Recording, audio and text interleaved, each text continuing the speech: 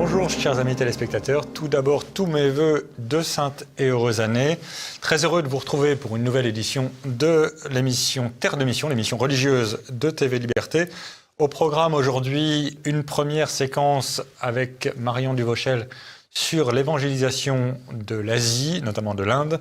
Bonjour Marion. Bonjour. Merci beaucoup d'avoir accepté notre invitation. Vous venez de publier aux éditions Docteur Angélique un passionnant petit ouvrage sur saint Thomas, non pas saint Thomas d'Aquin comme le Docteur Angélique, mais saint Thomas l'apôtre qui a été évangélisé l'Inde et peut-être même la Chine. Pourquoi est-ce que vous êtes intéressé à ce cursus d'évangélisation si étrange pour nous, si étranger en fait pour nous? Alors, parce que d'abord j'ai commencé par écrire un livre qui s'appelle La chrétienté disparue dans le Caucase, qui est un très mauvais titre. Le vrai titre, c'est le sous-titre qui est Histoire eurasiatique du christianisme, parce que j'ai défendu et je défends depuis un certain nombre d'années l'idée qu'il y a eu une évangélisation que j'ai appelée eurasiatique, qui est qui est oubliée. En tout cas qui n'a pas connu le même développement et la même historiographie que notre inculturation dite hellénistique. C'est ça. Et donc dans cette inculturation hellénistique, eh bien, elle a été le fait d'un groupe d'hommes exceptionnels qui sont les apôtres. Et donc nous avons d'un côté une espèce d'opposition entre d'un côté ce que nous connaissons bien à travers les actes des apôtres, qui sont essentiellement les actes de saint Paul, avec l'évangélisation du bassin occidental de la Méditerranée. Et puis de l'autre côté, on a eu une immense évangélisation, mais qui a connu une histoire beaucoup plus chaotique, beaucoup plus troublée, et qui par ailleurs a été construite avec des préjugés, dont un préjugé énorme, selon lequel l'Asie, en quelque sorte, serait bouddhique. Donc on a une Asie bouddhique, une Europe chrétienne, on devrait dire christianisée, et cette espèce de paradigme géographique et géopolitique a empêché, me semble-t-il, une recherche et une réflexion. Et par ailleurs, on a l'idée que l'histoire du christianisme commence au IIIe ou IVe siècle avec ce qu'on appelle la grande historiographie. Et avant, on a une espèce de trou noir, les pieuses légendes qui ont été disqualifiées, ou bien de la géographie, ou une historiographie un peu extravagante à laquelle on n'a finalement pas attaché beaucoup d'importance. Et puis, bien sûr, quelque chose qui aujourd'hui revient tout simplement parce que l'actualité douloureuse et tragique nous l'amène en pleine figure, qui est qu'il y a des chrétiens d'Orient, un christianisme oriental, et que ce christianisme oriental, ou bien c'est avec des gens qui disent nous sommes des chrétiens de saint Thomas, des chrétiens de l'Inde, et des gens des Assyro-Chaldéens qui disent qu'ils sont une église apostolique fondée par saint Thomas. Alors ou bien on ignore un tel propos, et on est insolent, ou bien on prend ça un peu au sérieux et puis on essaie de réintégrer dans notre histoire et dans un paradigme élargi ce qui est une urgence pour l'histoire de l'Église, et aussi par respect envers des chrétiens qui ont connu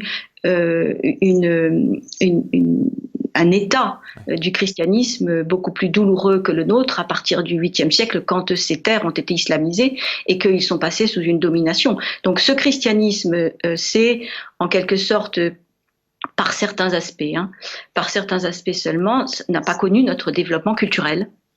Nous avons eu, c'est sous le rempart, et on a un peu tendance à l'oublier, le rempart des pays de l'Est, mais aussi un autre rempart plus éloigné que notre civilisation chrétienne, si on admet encore qu'il y a une civilisation chrétienne, eh bien, a pu se développer et connaître un pareil développement intellectuel et culturel, dont nous sommes en droit d'ailleurs d'être fiers, mais qui n'est pas la seule histoire chrétienne et catholique. Alors, ça met beaucoup de sujets sur la table. Le premier, c'est que donc un apôtre parmi les 12 aurait eu, selon la tradition et probablement selon l'histoire aussi, on va en reparler, aurait eu le réflexe, si je puis dire, inverse des autres, c'est-à-dire que tous les autres apôtres ont regardé vers l'ouest, lui il a regardé vers l'est. donc Saint Thomas. Et les autres aussi ont regardé vers l'ouest.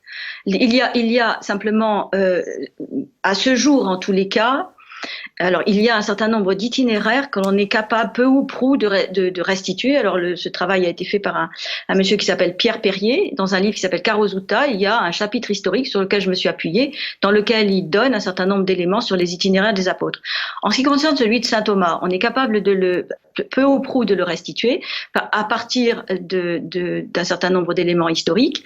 Et aussi, il y a une mystique qui a donné l'itinéraire de saint Thomas, c'est Anne-Catherine Emmerich. Et il se trouve que cet itinéraire donné par cette mystique correspond à ce que dit la tradition des chrétiens d'Orient. Donc c'est tout de même un certain nombre d'éléments qui méritent d'être pris en compte. Et puis il y a quelque chose que l'on ignorait jusqu'à il y a finalement à peu près peut-être une cinquantaine d'années. Non pas qu'on l'ignorera, mais il y avait relativement peu de travaux sur cette question qui est la question des routes de la soie. Or, aujourd'hui, il y a une énorme recherche qui a été faite dans ce domaine-là, et le simple fait d'intégrer dans notre épistémé qu'il y a les apôtres ont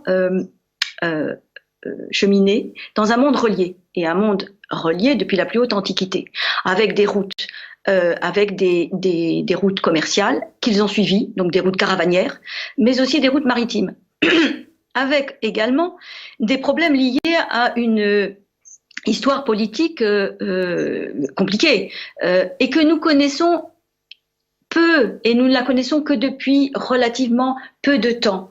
C'est simplement une question, voilà, c'est comme ça, c'est l'histoire de la recherche.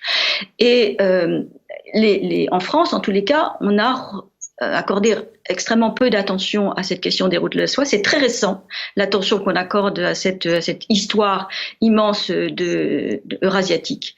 Et donc, par exemple, ça fait 5 ans, même peut-être davantage, que j'attire l'attention d'un groupe d'amis chercheurs avec lesquels je suis en lien régulier, en leur disant il faut se mettre en lien avec les Russes. Pourquoi ? Parce que les Russes, eux, ils sont en Asie centrale, donc eux, ils ont des recherches.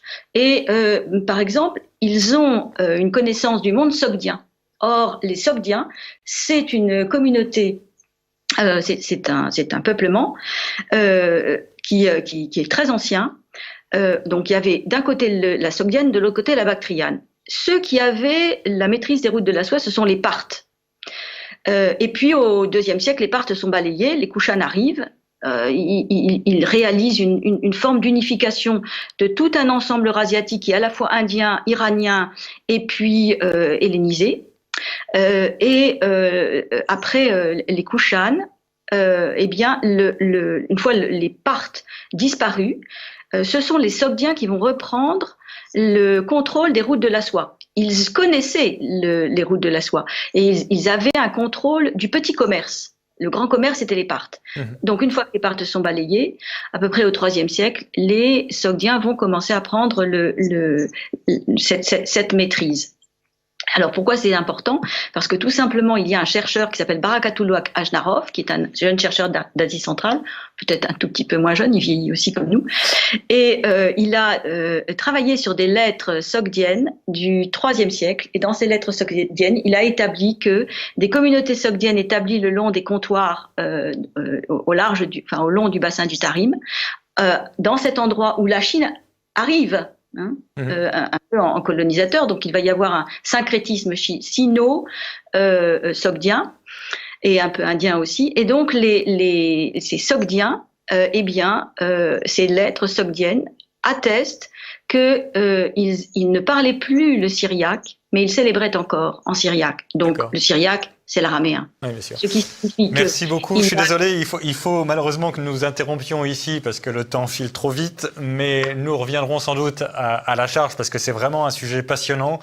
Donc je rappelle que vous venez de publier Saint Thomas, l'apôtre de l'Eurasie aux éditions Docteur Angélique, Marion Duvauchel, et évidemment c'est un sujet sur lequel nous aurons l'occasion de revenir parce que effectivement nous avons beaucoup à apprendre sur cette chrétienté oubliée, en quelque sorte, de l'autre côté de l'évangélisation, de l'autre côté par rapport au bassin méditerranéen.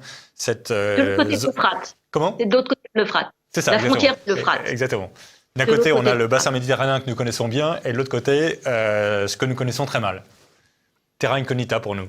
Merci beaucoup, chère Marion Dudochel. Donc, Saint Thomas, l'apôtre de l'Eurasie, aux éditions Docteur Angélique.